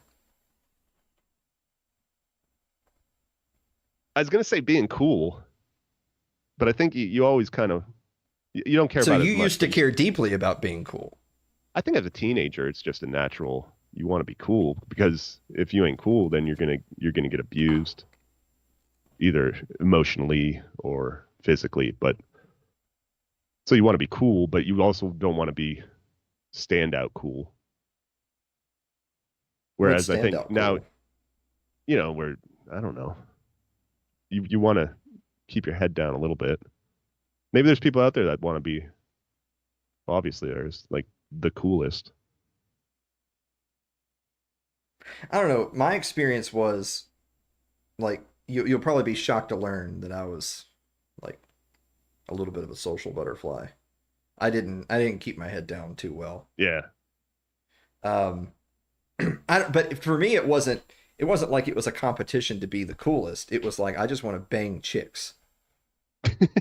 And so by that logic, if you okay, so how do you define success? Okay, so if you're banging chicks, then you're cool. yeah, yeah, I and don't you're care successful. at that point what anyone thinks. Like, Yeah, you know. not trying to bang dudes. Yeah, right. Oh man. Yeah. I don't know if we would have been friends in school. I don't think so. I don't know. I feel like I we don't just think would we. I have don't think we wouldn't have we been would in the have same. we would have run in different circles. Yeah. Yeah, yeah. I think Yeah. so. Yeah. I was always kind of like I was okay with like most groups. Like I was never like really into one of them, but like I kind of float around. I was into a few of them. Um all right. Well, let's all right, we got to finish Yeah, this. We've come this far. We have we're to getting there. we got to finish it. Well, something that you used to care about but you don't anymore. Something or someone. What's a lie you used to tell yourself? What's a lie you used to tell yourself? I I couldn't really think of a good one for this, so I just put yeah. The lie I tell myself, I'll remember that, and I still tell myself. I used to, but I still do. Is Mhm. yeah, I'll remember that. But then you I don't. don't need to. Yeah, I don't need to write that down. And me of all people still say that.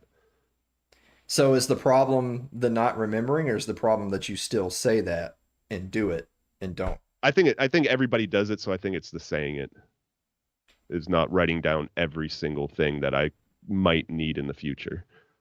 Mhm.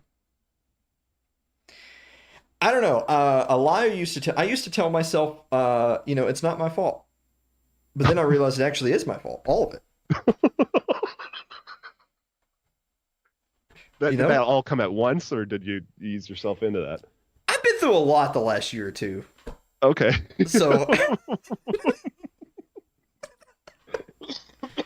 and so I think, because the thing is, because you think about it, let's say, because there's hypothetical A and B. It's your fault and it's not your fault. Hmm. If it is your fault, then it's your fault. And Yeah. so you're going to have to deal with the consequences of the Mhm. bad thing that you caused. And you did But it to if it's yourself. but if it's not your fault, all of that other stuff still counts. You still have to deal with the consequences of Mhm. the thing, whether it's your fault or not. Yeah. So you might as well just accept that everything is your fault. Yeah. 'Cause, like, it's what's hard the to argue point? against that.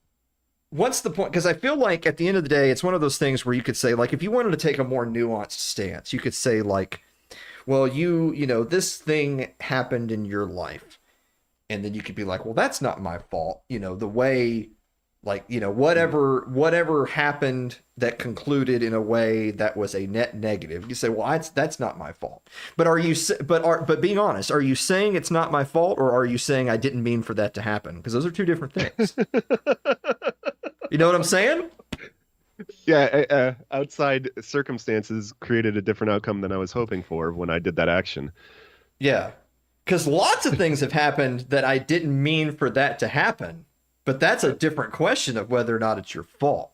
Because I think if you're honest with yourself, even if something is on a scale of 1 to 10 is only like a 4 your fault versus like Yeah. a 6 and up your fault, you can still say but it's a 4 because I can see where my actions played a role in I the can't help but conclusion. feel partially responsible for this. Yeah, exactly. But then you go down the rabbit hole of then you start to blame yourself for everything, and then Yeah. you go to a dark place then. Yeah. So maybe it's That's, maybe it's good to just be like, nah, I didn't do that. It's not me. you know, a lot of successful businessmen, I've said it before, where it's like they have a bad meeting, they blame it on the tie. Don't let that hit your ego, Hmm. because you got to keep this intact. And you got to be 100% next time. You can't go saying, "Oh no, am I going to make another mistake?" No, it's just this tie's stupid. Hmm. It just so yeah, even though it's your fault, you can't let it get you down, because Hmm. otherwise you're just going to keep making stupid decisions. Yeah. Like I know you could sit here and come up with an example of, like 9/11 happened. Well, that's not my fault. Like Okay, obviously yeah, you like that, obviously you can think of and I mean that's an extreme example. But like you can think of examples of things that happen in your life and you can be like, "Well, look, you cannot trace to a point where I had a binary choice and I chose wrong and then that happened. That's not yeah. a fair estimation." Mm. But I think that for a lot of the big things, for the things that you're holding on to, you can Oh, find you're where you played a role. You were a part of the heist, so you're going away. You're you're doing the the cult. time. All right. Whew, it's getting. These Oh, are all right, we that's got. actually kind of fun. Normally, yeah, getting into it. What's a We're just moment in getting your life started. you wish? What's a moment in your life you wish you could relive? This was the one that I can't think too deeply on, but it's the infants, when the kids were babies, and it's Hmm. it's something I'd like to revisit. I don't know if I'd want to relive, because it was hard when you're doing it, when you're in newborn boot camp, but Hmm. it's pretty magical moments. And I know, like, I'm aware enough that if you want to have a memory, you gotta draw attention to it in the moment and be like, remember this. And I remember doing that to myself, saying, remember this. And it's Hmm. still hazy, but it was neat. It's like memento, like you're getting tattoos of things you need to remember, Okay, yeah, of like times in your life or whatever. yeah. Um, Jesus. Yeah, I get that though. I can think of times in my life where I actually made the explicit. Yeah, I know. Yeah, D3. Wow, D3's got your number. Yeah. It's go. Yeah, you have to go upstairs and slap him around a bit. Um, I I like should have I wrote can think that. of times in my life where I thought I need to remember that I said to myself, I'm here in this, so Mhm. that I will Yeah, like your, remember. your Hey, performances.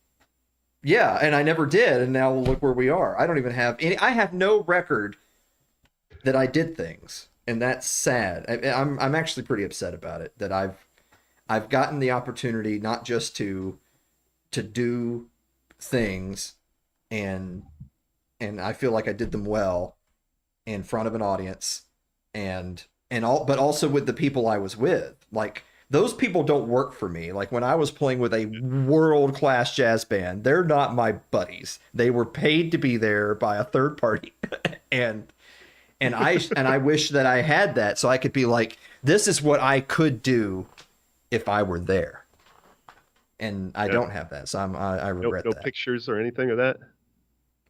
Nope. Damn. See, I that's know it guys was. don't take pictures. No, but it's because you just. I mean, I was like, on the one hand, it's like, well, I was busy, right? Like, Yeah, yeah, I was busy doing the thing. I wasn't thinking about fucking putting a collage together. I was, yeah. you know, How amazing this moment is. Yeah. um, Howard said getting a vasectomy, and I just can't. What? Jesus. We'll go revisit that. What's a moment in your life you wish you could relive? I couldn't think of a good one because I didn't want to use the same example that I used earlier of like a great achievement. I wanted to think of a time of a like a moment in time as opposed to just Yeah. doing a great feat. And the only I ended up not. This sucks that after all these questions for me to not have an answer, but I couldn't think of a good one, and a lot of the ones that popped into my head are things that like are not good table conversation. I mean, I can think of some times I like to relive, but those aren't good Oh, for talking about right. on Yeah. stream. Yeah. Kid watching. Yeah, your kids here, so yeah, we'll skip those. That's more of a in the green room conversation. Oh, how do you handle regret? Not very fucking well. Not healthy at all. No, like here's the thing, and I mean this in as humble and honest of a way as I can possibly say it out of my mountain-sized ego. I'm the kind of person that I'm good at everything I do. Partly because I choose the things that I feel like these are things I'm, you know, like I'm made for this, you know. Like I'm not going out trying to beat fucking Usain Bolt's 100-meter dash because I would not be good at that. However, if you're seeing me do something, you're like, oh, this is Alan's been around the block a few times. This is something Alan's done before, you know. I'm not look, a Alan big wants to go try. bowling with us. I only bowl once every year just to hurt other people, and then that's it. So I'm the kind of person, maybe it's because of like a little bit of the competitive nature, maybe, you know, whatever. I'm good at everything I do. Not this. Not handling regret. I'm not. Super bad. Super bad at it. All right. I think possibly one of my biggest failings is really like we're in like our final 3 or 4 questions before the very last one all have a very similar theme, if you kind of notice. So I don't want to speak too much on this question because there's more to say on the next couple of questions. But how do you handle regret? Try to learn from it, crush it down, because Yeah, the next one's coming pretty. The next one's coming pretty soon. Just brace yourself for the next one. Raise shields. Here we go. All right. Woo. Damage control. Raise the shields. That was a bad one. Number 29 out of 31 questions. What do you think is the most misunderstood emotion? Yeah. What I came up with was anger. It has a lot of different roots, and I think there's a lot of different flavors. I really don't. I don't know. I don't care too much to talk about it, but I think maybe like it comes from love. Anger can come from love, come from jealousy, can come from insecurities and all these weird places. It's like not a lot of righteous anger. I'm not mad, I'm disappointed type. Yeah. Love. Not a lot of righteous anger out there. That's the cool one. Oh, I'm all about that shit. Just That's me. I love it. I'm frothing with hate. I'm gonna piggyback on something me and Sherry talked about before, way back on Postcards from Somalia. Guilt/shame, because I think shame is more of a verb. You shame someone else.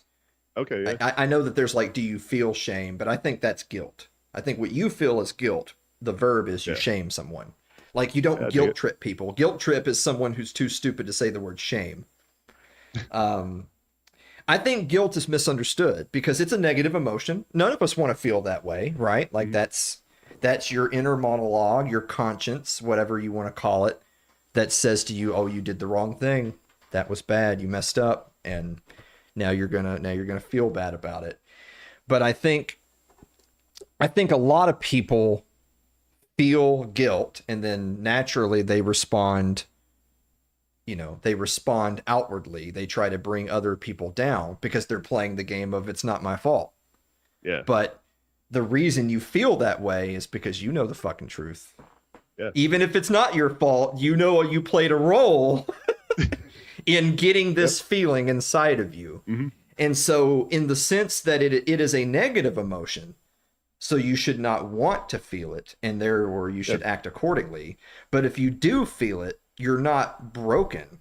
This is a human response this is you telling you when no one else is in the room that you need to change. Yep.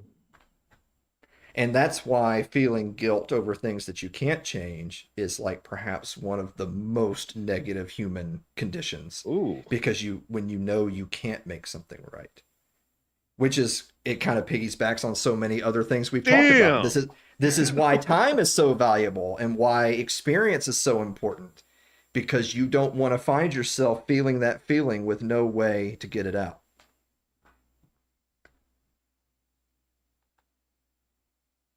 That was So damn. I know good. a thing or two about regret and guilt and shame, my friends. So Wow, man. That was heavy. um I should have just been a preacher. Some of them do pretty good. Yeah. Like most of them are just fucking faking it for money. I could have done that. All right. Um what's one thing you wish you were better at emotionally? Mm. Controlling self-pity. Keeping the pity parties down, where you're just like, oh, poor me. Hey, that's not going to help. And then you act shitty towards everybody else because you feel bad about how mean the world's being to you. Mm-hmm. Yeah. So you're trying to have that moment of like, oh, there you are feeling sorry for yourself, Yeah. get Let's the fuck go. over it. Yeah. Yeah. Yeah. I get that. I totally get that. I've probably told the story before, but maybe it's been years. Like half of these have been story time with Uncles Alan and Dave. I wish I was better emotional. It's funny. So we just got done talking about regret and guilt. I wish I was better at letting things go. Yeah. There is a theme. You don't know me. I got an extensive file by now. It's been a while since you've made that joke. I went to Maryville College after I graduated high school, and I was the typical, I was in the clubs and I did the activities and I made straight A's and look at this guy, whatever. And I went to an expensive college and blah blah blah blah blah. And my freshman orientation guy slash advisor was a guy named Mr. Powell. He wasn't Dr. Powell. He didn't have a doctorate. He's just Mr. Powell. And he was a little bit older fella. He wasn't like old, but he was north of middle age. He's maybe in his mid to late 50s at the time. And so like I'm like 19 years old. And this guy, he did two things that I always thought was so fucking funny.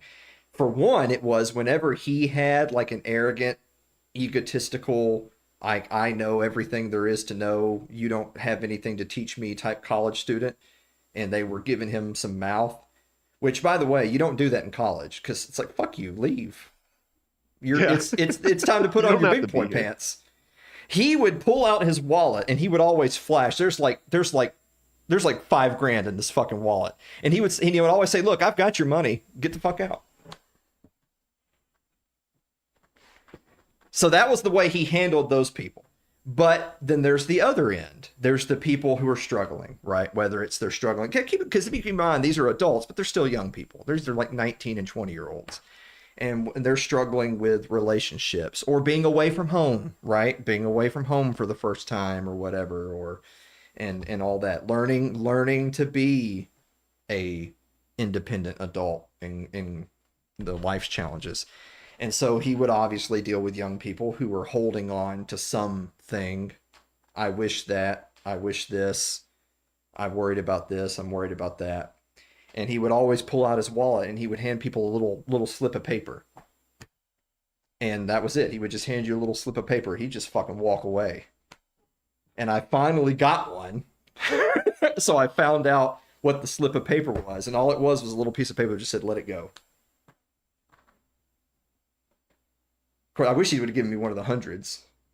That's what I thought you were gonna say. Yeah, I was like, cool. I just want to go get some snacks, Dr. Powell. Make you feel better. Go get yourself a treat. Yeah. Uh, and he was he was the next to last person that I talked to when I left Maryville, and we were talking about just life, and just stuff, whatever. But that was a big crux of it is that, whatever it is that's hanging over your head that is causing you to not reach your potential, you just you got to let it go. You got to shrug that off, you know. And of course, it's one of those things. It's having the self-realization of it's hard to tell the person who's in the middle of the thing, "Oh, just don't do that." Oh yeah. Well, Yeah. well, if I could just flip a switch, then obviously we all would, right? But you still need someone to tell you, though. Yeah. Last but not least, how do you want to be remembered? Oh, hold on. Oh, there we go. We're in the end. We're in the end here. How do you want to be remembered, Dave? As a net positive.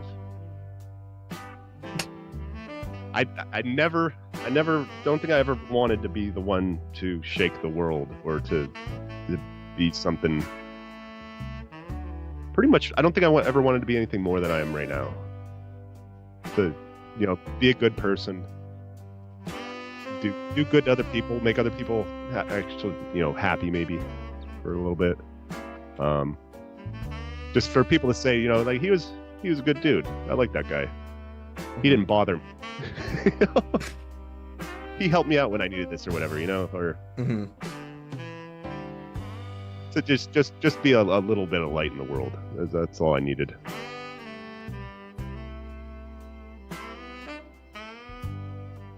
Okay.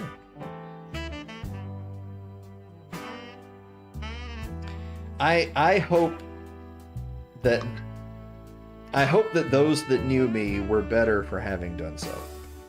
Yeah. And that doesn't, you don't have to quantify it. It doesn't have to be, oh, you filled this role or did this thing. It's just. So basically, you stole my answer as well. I'm sorry. What I'm saying, yeah. Maybe I think a lot of it's a good answer then. I think a lot about how, because I think of like my dad, for instance, who basically spent 60 years constantly being the person who just rolled up his sleeves and went to work to make things better for countless other people. But that's because he was instilled with a great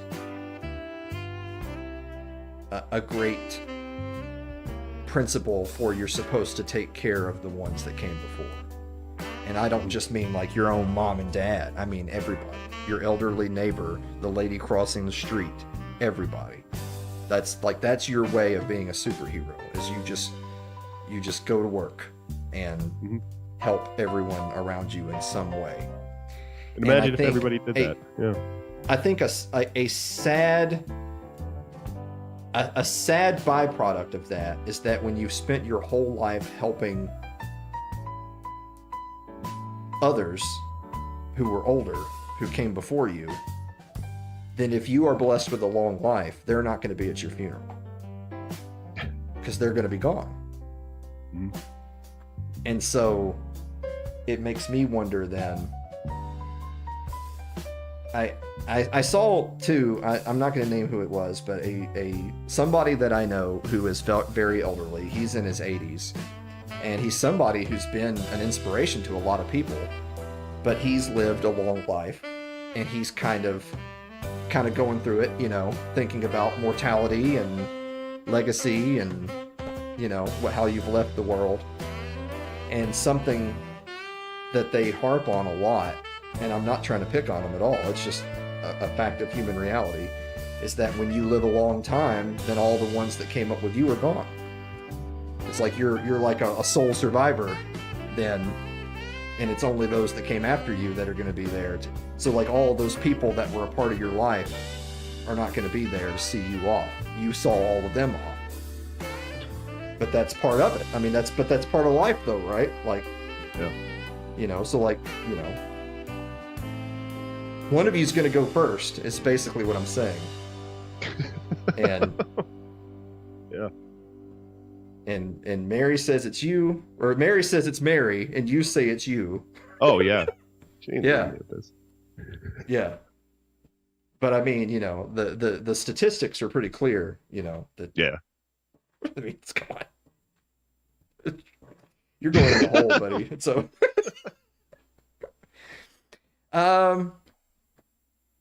do you have a final thought? I've literally got my finger on the button. Yeah. I don't know. It's hard to have any more thoughts. I think we got them all out. I was a little nervous at the beginning because I don't like to speak that much, but I feel like I started getting into it and I don't know, it kind of opened up. So I actually really enjoyed this more than I thought I would. And it was kind of neat to have this out there now, like kind of my view of the world. Mm-hmm. It'd be weird if my dad did this and I could go back on YouTube and check it out. Yeah. Kind of neat.